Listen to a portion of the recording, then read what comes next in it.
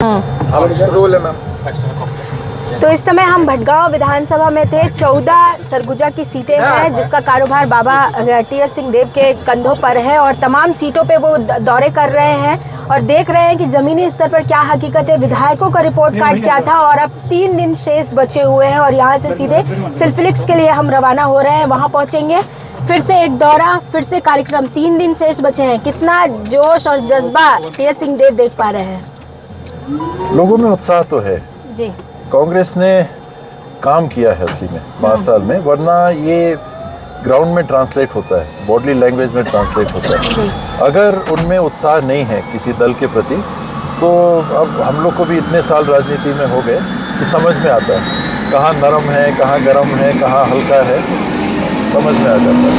आज लोरमी आए थे प्रधानमंत्री नरेंद्र मोदी। उन्होंने कहा कि पहले चरण का मतदान होता है, कांग्रेस पस्त हो जाती है और दूसरे चरण के मतदान तक कांग्रेस का अस्त हो जाएगा। कैसे देख रहे हैं? उनकी परिकल्पना है, हम लोग तो ऐसी बात नहीं सोचते। कांग्रेस को भारत की परिकल्पना करते हैं, कांग्रेस के अस्त होने की परिकल्पना करते हैं। हम लोग तो पक्ष विपक्ष सबका सम्मान करते हैं और करना चाहेंगे। कांग्रेस की सरकार बनेगी। कितनी सीटें देख पा रहे हैं सर? सरगुजा का दौरा आप कर रहे हैं लगातार, कितनी सीटें सरगुजा में आ पाएगी?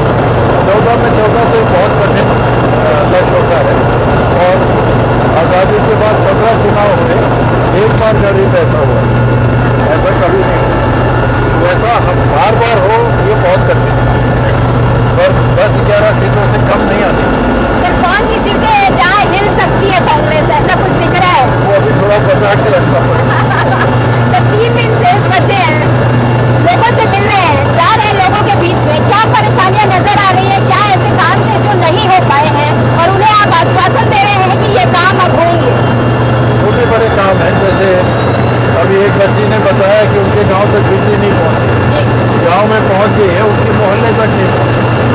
ये ऐसे मौकों में उनके बीच में जाने से बात उठ के आती है। किसी के इलाज की बात है, किसी के वनाधिकार पत्र की बात है, कई चीज़ें हैं जो प्रशासनिक उलझनों में अटक जाती है। किसी ने कहा कि मेरे ऋण का पैसा खाते में नहीं आया, मेरे धान के बोनस का पैसा नहीं आया। तो एक आदमी ने कहा, सब लोगों ने नहीं कहा, लेकिन एक आदमी का भी है। ये हम लोग के लिए एक विश्वास होता है कि चेक कर और भी हो गया। ये सरकार को एक तरह से थर्मोमीटर हो गया, चेक करने का हमको भी मौका मिलता है तो हम माने कि सब ठीक है। ऐसा नहीं होता, कहीं ना कहीं कुछ ना कुछ कमी रहती है, उस पर ध्यान देते रहने की जरूरत। एक बड़ा मास्टर स्ट्रोक आप लोगों ने खेला है, 15,000 की आपने घोषणा कर दी है कि हर महिला को 15,000 देंगे। कैसे देख रहे हैं? क्योंकि अब तक ऐसा लग रहा था कि कांग्रेस थोड़ा सा बैकफुट में है, पर अब सीधे फ्रंट फुट पे आ गई है और मोदी जी के दौरे के 1 दिन पहले आप लोगों ने इतना बड़ा घोषणा कर दिया है। कांग्रेस पार्टी के घोषणा पत्र में शामिल करने के लिए चर्चा में पहले दिन से था, लेकिन हम लोग जो घोषणाएं कर रहे थे चुनावी चर्चा जारी रहेगी और चुनावी चर्चा के बीच में आप देखिए कि हेलीकॉप्टर ने उड़ान भर ली है। जो जनता है वो यहाँ से हाथ हिलाकर टीएस सिंहदेव जी का अभिनंदन कर रही है और ये चुनावी चर्चा अभी लगातार जारी रहेगी और हम सिलसिले पहुंचेंगे, वहाँ पर भी इनसे जानने की कोशिश करेंगे। भारी हुजूम उमड़ा था यहाँ पर। सरगुजा की 14 सीटें हैं, सबकी नजर इस वक्त इसी में है। 70 विधानसभा में चुनाव होने हैं, लेकिन उन्हें लेकर जनता क्या सोचती है, जनता अपने मुद्दे क्या बताती है और जब बाबा जनता के बीच में पहुंचते हैं, जैसे कि अभी हमने देखा कि लोग, जो महिलाएं थी वो बहुत खुश नजर आ रही थी, बाबा को देखने के लिए लोग उमड़े थे। सबसे बड़ी आश्चर्यजनक चीज ये होती है कि महिलाएं जो आई थी वो केवल आपको देखने के लिए आई हुई थी, बोल रही थी बाबा को देखने के लिए हम आए हुए हैं। कैसा लगता है जब ऐसे आप देखते हैं कि लोग आते हैं अपने विधानसभा से आपको देखने के लिए, सुनने के लिए? हम लोग को पीढ़ियों का संबंध है जी। और आज भी लोगों के मन में अगर एक विश्वास है, एक भरोसा है, तो हम लोग के लिए बड़ी जिम्मेदारी का बोध होता है। लोग अभी उम्मीद करते हैं कि उनकी देखभाल में अगर कभी कमी हुई और उन लोग बोलेंगे तो सुनवाई जरूर होगी। बाबा सुनेंगे, घर के लोग सुनेंगे, हमारी मदद करेंगे। ये संबंध कई पुष्टों से बना हुआ है और बड़ी जिम्मेदारी का एहसास होता है। सर 15,000 वाली बात अधूरी रह गई थी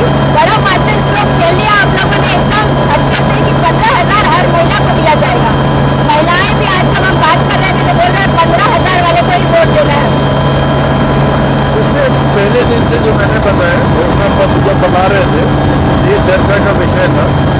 हमारे शीर्ष लीडरशिप ने, राहुल जी ने, खड़गे जी ने, उनका कहना क्लियर था कि देखिए, जो आप अनाउंस करेंगे तो करने वाली बात होनी चाहिए, सिर्फ घोषणा नहीं होनी चाहिए। राहुल जी का एकदम स्पष्ट दृष्टिकोण है कि पब्लिक से मैं झूठ नहीं बोलूँगा, वो कर सकते हैं वही बोलूँगा, जो नहीं कर सकते मैं नहीं बोलूँगा। हम लोगों ने कर्जा माफी के लिए घोषणा की, 3200 रुपये में धान खरीदने की घोषणा की, 20 क्विंटल धान खरीदने की घोषणा की, 7,000 की जगह 10,000 रुपये भूमिहीन को देने की बात की, हेल्थ में 5 लाख से 10 लाख करने की बात की, 50,000 से 5 लाख करने की बात की, स्कूलों को खोलने की बात की, कॉलेज की शिक्षा निःशुल्क करने की बात की, 17.5 लाख घर बनाने की बात की, 500 रुपया कम सिलेंडर देने की बात की, तेंदुपत्ता के भाव को बढ़ाने की बात की। ये सारी बातों के पीछे उनका कहना था कि आर्थिक बोझ तो आएगा। इसके ऊपर अगर आप महिलाओं को भी देना चाहते हो तो हमको संतोष करो कि पैसा कहाँ से आएगा, आमदनी सरकार के पास कहाँ से आएगी। जब हम लोगों ने संतोष किया राहुल जी को, खड़गे जी को, लीडरशिप को और कांग्रेस पार्टी के अंदर टॉपमोस्ट आर्थिक विशेषज्ञों राय मशूरा करके जब हम लोगों ने जो जानकारी भेजी थी उसको कहा कि अच्छा ठीक है, तब हमने अनाउंस किया। इस अनाउंसमेंट के पीछे बहुत मेहनत की, बहुत जानकारियाँ प्रस्तुत की है। हमारे लीडरशिप का एकदम क्लियर कहना रहता है, ऐसे कुछ नहीं बोलना, चुनाव के लिए घोषणा हम नहीं करेंगे। राहुल जी का एकदम क्लियर कहना है, खड़गे जी बिल्कुल इस बात पे विश्वास करते हैं, हम घोषणा नहीं करेंगे जब तक वो किया ना जा सकता हो। इसीलिए घोषणा पत्र ऑल इंडिया कांग्रेस कमेटी से मंजूर होता तब घोषणा पत्र जारी होता। जब हमने उनको कन्विंस किया कि यहाँ से हम नए आय के साधन बढ़ाएंगे और हमारे टॉप फाइनेंशियल एक्सपर्ट उन्होंने कहा कि हाँ ठीक है। बाबा, अभी मोदी जी का दौरा हुआ, उन्होंने फिर से एक बार याद दिलाया कि पीएससी का घोटाला हुआ था। शराबबंदी की बात कांग्रेस ने की थी, लेकिन वो घर घर तक शराब की जो डिलीवरी है वो करवा रही थी। हमने आदिवासी महिला को जो है राष्ट्रपति बनाया। ये तमाम मुद्दे वो लेकर आते हैं छत्तीसगढ़ में, इन्हीं मुद्दे पर वो अपनी बातें रखते हैं। आप लोग क्या लगता है कि इसके अलावा बीजेपी के पास कोई मुद्दा नहीं है? एक महिला आदिवासी समाज से उन्होंने राष्ट्रपति बनाया, देश के सर्वोच्च पद पे मनोनीत किया, चुन के गई। और उनके साथ व्यवहार क्या होता है कि जब नए पार्लियामेंट का उद्घाटन होता है तो राष्ट्रपति नहीं करते। उनके कहने में और करने में कितना फर्क है। अगर वो ये जताना चाह रहे हैं कि हमने आदिवासी महिला का सम्मान किया तो कितना बड़ा अपमान किया कि प्रधानमंत्री जो राष्ट्रपति के प्रोटोकॉल में नीचे है वो उद्घाटन करते हैं और राष्ट्रपति नहीं करते। तो पब्लिक जानती है, पब्लिक समझती है कि जो कहा जा रहा है और जो किया जा रहा है अंतर कितना है। आपने नाम के लिए बना दिया गया। नारी शक्ति की बात हम करते हैं, अर्धनारीश्वर की बात करते हैं, महिलाओं की सम्मान की बात करते हैं, तो मोदी जी ने महिला का सम्मान किया गया। उन्होंने आदिवासी समाज की एक महिला राष्ट्रपति का सम्मान किया गया। मेरे को लगता है उसका अपमान नहीं होना चाहिए।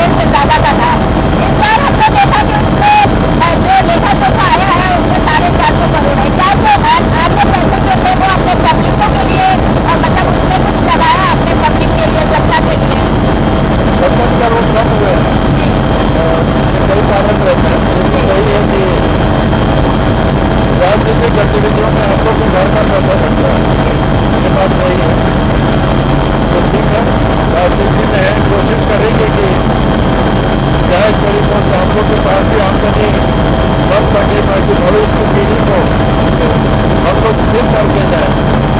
उस संपत्ति के उनका भी अधिकार है, आने वाली पीढ़ी का भी अधिकार है। मैंने राजनीति में भाग लेकर जिस तरीके से काम किया, मेरे पास आय के वैसे साधन नहीं, लेकिन अच्छे हैं। बहुत 56 करोड़ का हुआ, लेकिन संतोष है लोगों के बीच काम करने का, लोगों ने पैसा दिया, कोई बात नहीं। धान हो, किसान हो, महिला हो, युवा हो, सब पर आप लोग ध्यान दे रहे हैं। ऐसे में क्या लगता है कि जब 70 विधानसभाओं का रिजल्ट आएगा तो उसमें कितनी सीटें आएंगी आपके हाथ में? कम से कम 50 और कितनी सीटों के साथ सरकार आएगी इस बार? मेरे को निराशा होगी अगर 2/3 से कम आती, 7 से कम अगर आती, क्योंकि काफी काम किया हम लोग, सब ने मेहनत की। हम लोगों ने चुनाव के पहले सोचा क्या करना है, उसमें से बहुत सारे बड़े काम किए।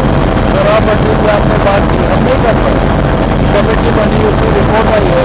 हमने ये नहीं कहा कि शराबबंदी नहीं होगी या शराब के सेवन को कम नहीं करेगी, रिपोर्ट आई है, उसको स्टडी करेगी, अपनी सरकार आगे बढ़ेगी। रमन सिंह जी के समय में कमेटी आई, उन्होंने रिपोर्ट दी थी, और शराबबंदी के संबंध की जो कमेटी थी उसका जो राय उसकी आई वो ये है कि पीआर बार बढ़ाना है, कम करना नहीं, पीआर बार बढ़ाना है। सरकार जो नहीं आएगी, कांग्रेस की सरकार मुझे विश्वास है कि आएगी, उसको इस दिशा में चिंतन करना होगा कि शराब के सेवन को हम कम कैसे कर सकते हैं। हम लोग अंबिकापुर में घूम रहे थे तो वहाँ पर लोगों से जानने को मिला कि थोड़ा सा एम्प्लॉयमेंट है उसमें थोड़ी बढ़ोतरी की जानी चाहिए, जो फैक्ट्री है वो कम है, उसके लिए आप कुछ सोच रहे हैं? लगातार ये दबाव रहता है, नई पीढ़ी तैयार होकर बड़ी संख्या में अब सामने आ रही है। समाज का आयु जो विश्लेषण है बदलता जा रहा है। अब 70% आबादी 40 साल से कम की होगी, और इसी में से लोगों को आकांक्षा रहती है आगे काम करने की, जॉब क्रिएट करना पड़ेगा। इसीलिए हम लोगों ने बेरोजगारी भत्ते की परिकल्पना की। इतना बेरोजगारी भत्ता भी आपने किसी में नहीं किया, और हर बेरोजगारी भत्ता नहीं, अगर हम बेरोजगारी भत्ता दे रहे हैं जिसमें सीमा नहीं है, 1 लाख से ऊपर लोगों को मिलता जा रहा है, रजिस्ट्रेशन के साथ बढ़ता जाएगा, तो उन लोग की स्किलिंग भी कर रहे हैं। इस दरमियान 2 साल उनको बेरोजगारी भत्ता मिलेगा, उस दरमियान उनको ट्रेन भी कर रहे हैं, और ट्रेन करके जिस काम में वो लगेंगे बेहतर उनको मिल सके, ये पहल के साथ भी चलती है, और लोग नौकरी में लग भी रहे हैं। एक मुद्दा जो ज्वलनशील भी है सांप्रदायिकता का, ठीक है, छत्तीसगढ़ में पहले ऐसे कभी देखने को नहीं मिला कि धर्मांतरण का मुद्दा इतना हावी हो, सांप्रदायिकता का मुद्दा इतना हावी बनाया जाए। लेकिन अभी जो हाल फिलहाल घटनाएं हुई है, जिस तरीके से इन सांप्रदायिकता के मुद्दे को एक मुद्दा बनाया जा रहा है, आपको लगता है ये सही है? बिल्कुल सही नहीं है। भारतीय जनता पार्टी जब से लोकसभा में 2 सीटों पर सिमट गई, तब से उनने ये निर्णय ले लिया जब हमारे पास कोई दूसरा मुद्दा नहीं है, उन्होंने धर्म का सहारा लिया, उन्होंने राम जी का सहारा लिया। पहले तो पॉजिटिव था राम जी, नेगेटिव उसमें नहीं था, जय हम राम भक्त हैं, जय श्री राम, इसमें वो चढ़े बने और अंततः सरकार में भी आए। लेकिन रास्ते में उनको दिखा कि राम जी के नाम से भी लोग प्रभावित उतना नहीं होंगे, तो उन्होंने धार्मिक उत्पाद की भावना को भी भड़काना चालू किया। हिंदू वर्सेस मुस्लिम, हिंदू वर्सेस क्रिश्चियन, अनेकों धार्मिक समुदायों में भेदभाव करके उन्होंने ये कोशिश की कि हम अपना वोट बैंक बनाएं, और इस गलत राजनीति ने देश को ऐसी परिस्थिति में ले आया है जहाँ बस्तर में हम देखते हैं कि भारतीय जनता पार्टी की कुछ अनुशासन की कदम है, मृत्यु उपरांत वोटों को सपनाने नहीं दे रहे, और वहाँ ये उत्पाद पैदा करने की कोशिश कर रहे हैं कि हिंदू क्रिश्चियन हो जाए वोट बैंक के लिए। ये सरासर गलत है, और इसकी संज्ञान देना चाहिए भारतीय जनता पार्टी के टॉप मोस्ट संगठन के लोगों को और टॉप मोस्ट जनप्रतिनिधियों को। ऐसे लोगों को पार्टी से हटाना चाहिए। ये देश इसमें कतई नहीं हो सकता, क्योंकि वो पे भारतीय जनता पार्टी के शीर्षक नेता भी यही कहते हैं सब तो सबको लेके चल रहे हैं, इंक्लूसिव है।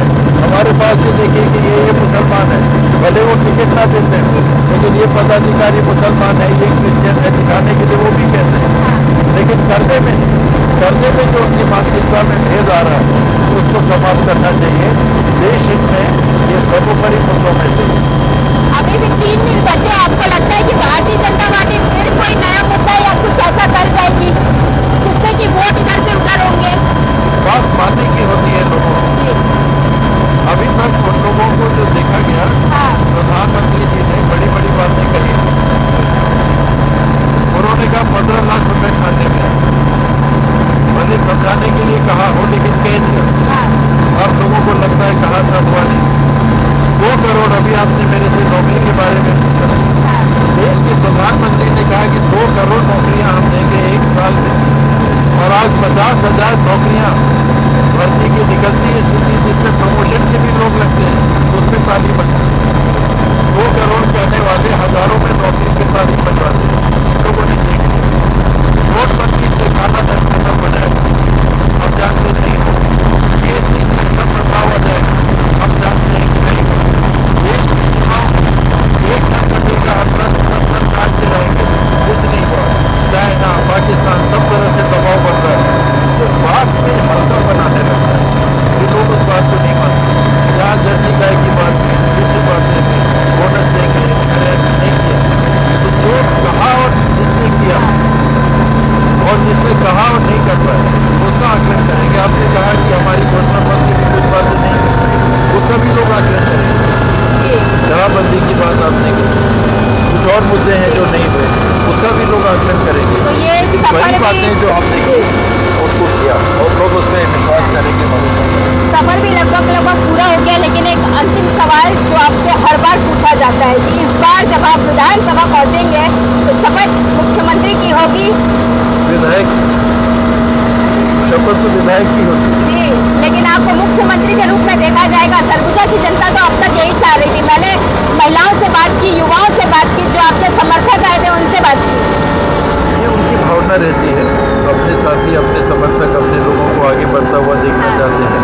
कि मन में भावना रहती है कि विकास होगा, हमारे क्षेत्र में भी विकास होगा, ये तुलनात्मक पिछड़ा इलाका है, वो भावना सबके मन में रहती है।